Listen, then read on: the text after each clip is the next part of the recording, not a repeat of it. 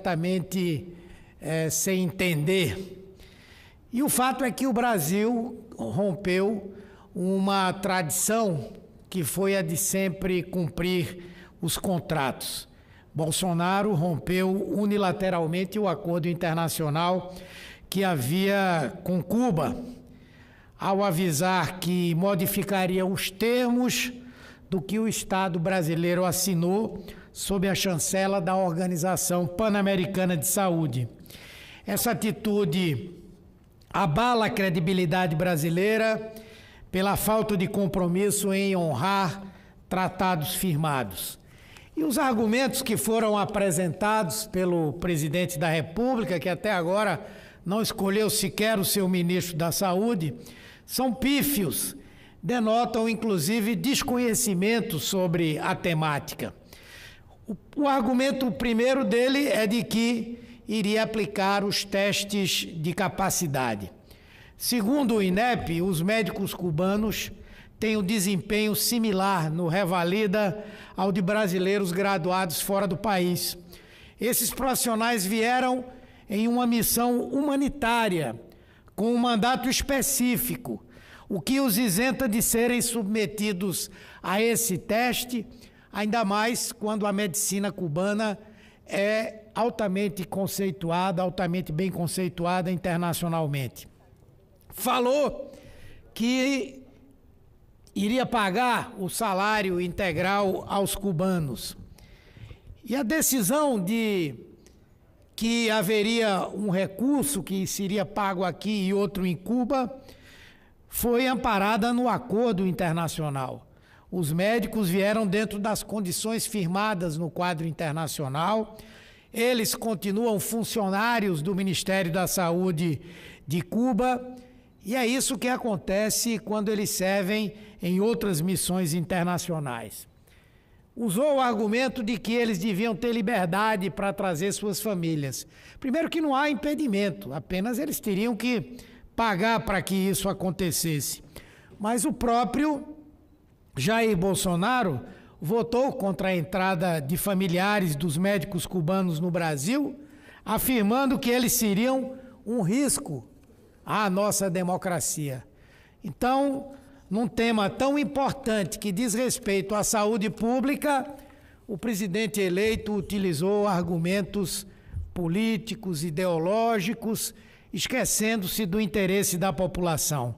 Só para que se tenha uma ideia, a saída dos cubanos desfalca mais de 8.500 equipes do Programa de Saúde da Família e devolve o Brasil ao quadro dramático que havia antes de 2013. É uma tragédia para mais de 30 milhões de brasileiros que eram cobertos por esses profissionais. Vai produzir um colapso no sistema de saúde de 2.885 municípios, especialmente em mais de 1.500 deles que dependem exclusivamente de médicos cubanos. Só tem médicos cubanos. Essa medida de Bolsonaro destrói a espinha dorsal do programa Mais Médicos, que é a política pública mais bem avaliada pelos usuários, 85% das pessoas. E nós sabemos que a atenção básica é capaz de resolver algo em torno de 80% dos problemas de saúde. Ações de promoção, de prevenção, de diagnóstico e tratamento serão interrompidas com o rompimento desse acordo. Há, no caso nosso do Nordeste, um prejuízo direto para todo o semiárido, para as comunidades quilombolas, para os povos ribeirinhos, para as periferias dos grandes municípios, para a região indígena. Os distritos indígenas, por exemplo, perderão 301 de 372 médicos que tem hoje. Significa deixar praticamente todas as aldeias indígenas sem qualquer tipo de cobertura de saúde. Só Pernambuco, senhor presidente, perderá 444 médicos cubanos que são reconhecidos pelos excelentes serviços que sempre prestaram à população.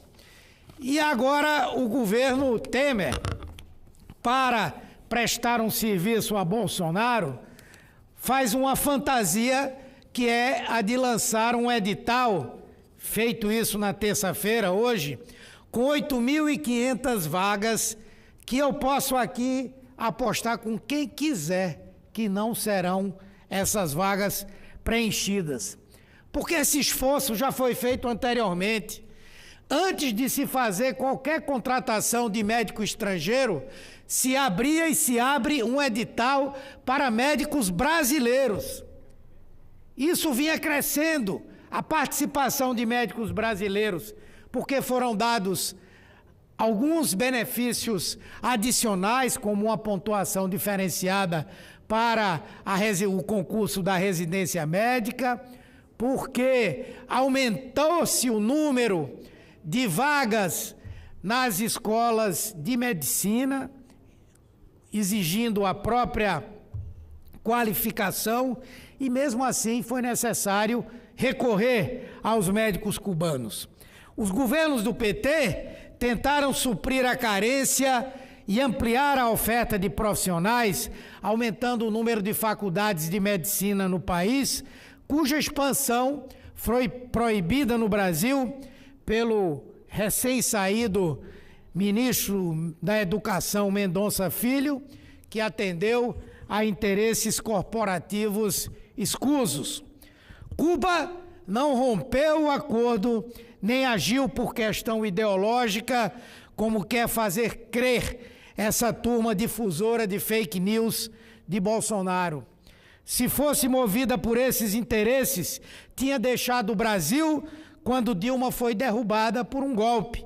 Ao contrário, não deixou porque o Estado brasileiro, e aí reconheça-se a posição do presidente Michel Temer, não deixou porque o Brasil seguiu honrando o acordo internacional assinado e que Bolsonaro agora rasgou.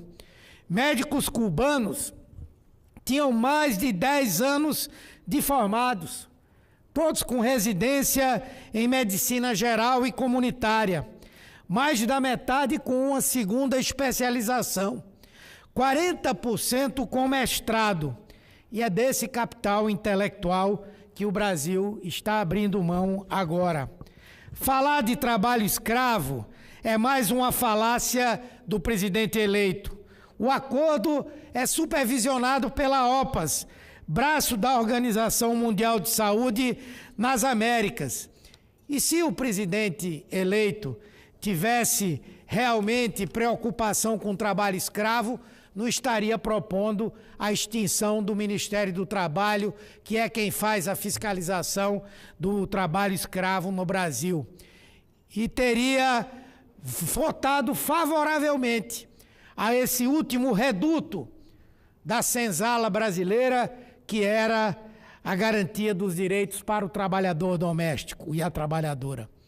E Bolsonaro votou contra, ele próprio disse que 2 vezes votou contra a extensão dos direitos trabalhistas e previdenciários aos empregados domésticos. Os empregados domésticos, mulheres em sua imensa maioria, não tinham direito às mesmas condições de qualquer trabalhador. Nada de hora extra, de jornada definida de trabalho, de FGTS. Vou concluir, presidente. Vai concluir, senhor. Viviam numa situação, muitas vezes, de escravidão, completamente à margem dos direitos. Bolsonaro virou as costas totalmente contra todos eles, não só ao votar contra a extensão dos direitos, mas ao fazer campanha contra a própria lei. Então, é mais uma falácia, essa criada para justificar um ato equivocado, tomado por uma posição inconsequente, que irá levar ao aumento da mortalidade infantil, materna, por hipertensão, diabetes, doenças respiratórias e outros problemas da alçada da atenção básica.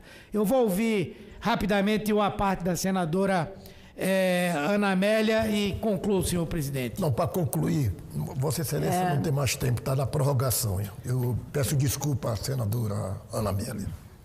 Bom, então, só para eu concluir, não tenha dúvida, senhor presidente, o senhor será diretamente responsável por todo esse quadro que descrevi aqui. Muito obrigado, senhor presidente. Desculpe a senadora Ana Amélia, eu teria o maior prazer de poder ouvir o senhor à parte. Eu que agradeço a Vossa Excelência, senador Humberto Costa. Concedo a palavra à senadora Ana Amélia, progressista do Rio Grande do Sul, pelo prazo regimental.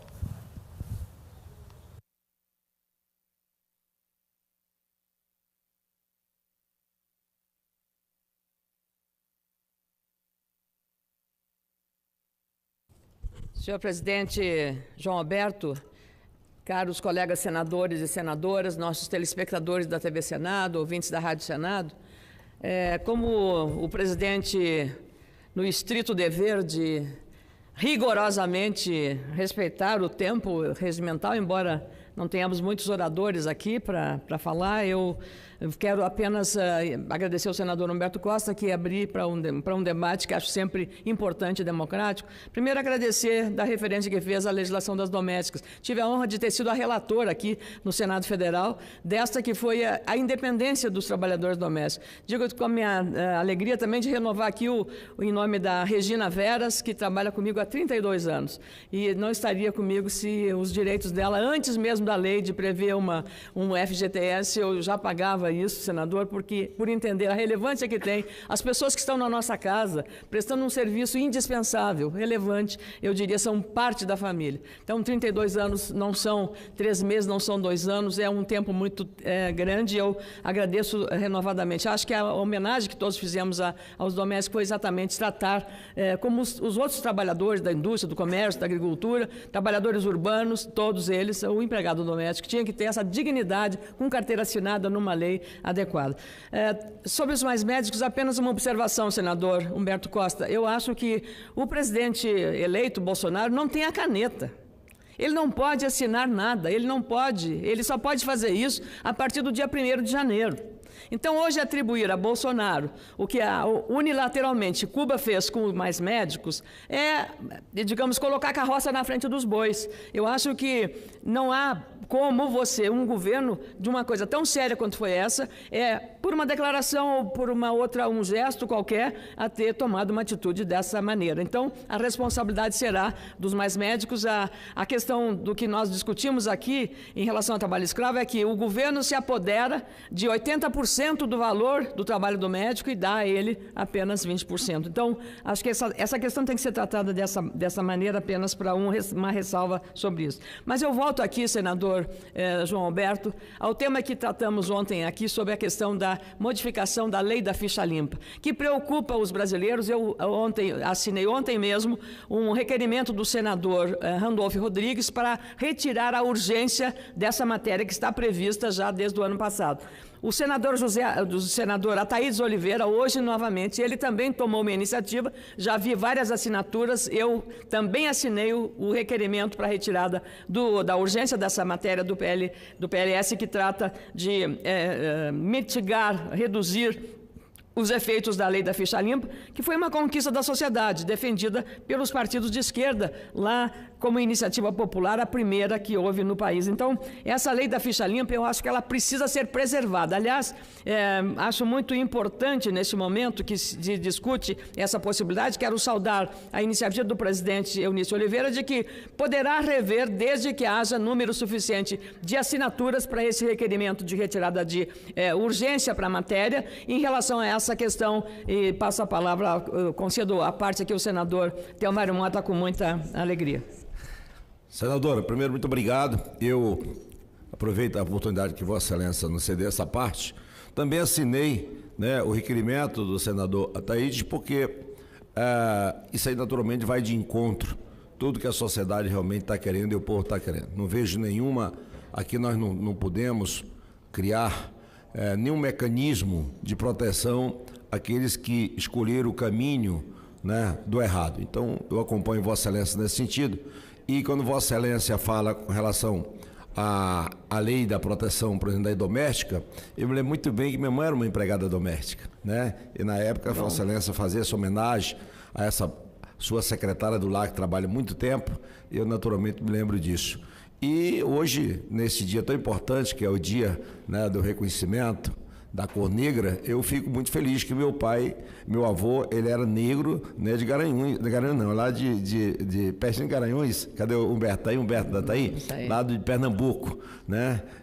Então eu faço essa homenagem. Queria aproveitar com relação ao mais médico, que Vossa Excelência realmente falou aí, e dar uma sugestão ao presidente Temer. Acho que ele podia fazer uma medida provisória, nesse momento, de usar os médicos do Exército para suprir essa necessidade, até que esses formando brasileiros tenham o seu curso validados e retornem ao Brasil. Nós vamos ter quase essa mesma quantidade de 8 mil ou mais. Só na Venezuela eu conheço mais de 20 pessoas que estão médicos, que estão formados, trabalhando lá, que não têm o revalida. Então, nós vamos poder trazer os brasileiros que estão servindo em outras nações para vir para o nosso país. Obrigada, senador Tamário Mota. De fato, vamos reafirmar então aqui. Acho que essas soluções têm que ser, não dá para apostar, como fez o senador Humberto Costa, não vai dar certo. Tem que ter um pouco de responsabilidade. Não é ser oposição ao governo, que eu acho que é esse o papel da oposição, fiscalizar, controlar e estar vigilante. Mas não é também apostar que não vai dar certo a iniciativa tomada agora pelo Ministério da Saúde em relação a esse problema, que é uma questão de emergência. Vossa Excelência apresenta uma outra solução, uma outra alternativa. Ou seja, quando a gente tem vontade política, a gente resolve o problema, e é essa maneira que eu entendo também nessa questão dos mais médicos. Queria concluir essa questão de não mudar a lei da ficha limpa, porque acho que a sociedade brasileira está hoje imbuída de uma prioridade: combate duro à corrupção, que escorreu pelo ralo o dinheiro que faltou para muitos setores importantes. Quando o juiz Sérgio Moro foi chamado e aceitou o convite para ser ministro da Justiça, senador Regufe, havia o receio de que a Operação Lava Jato pudesse sofrer algum tipo de enfraquecimento.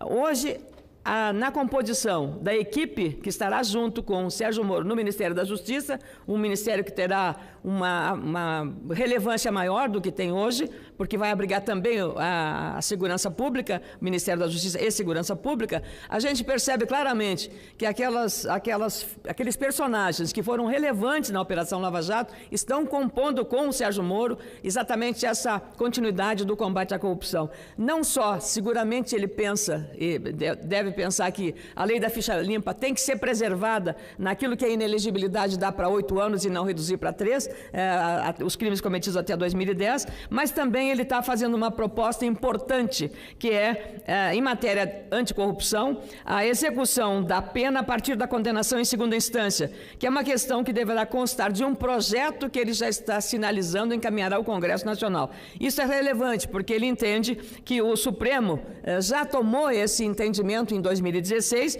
mas que permitindo, ou seja, a execução em segunda instância.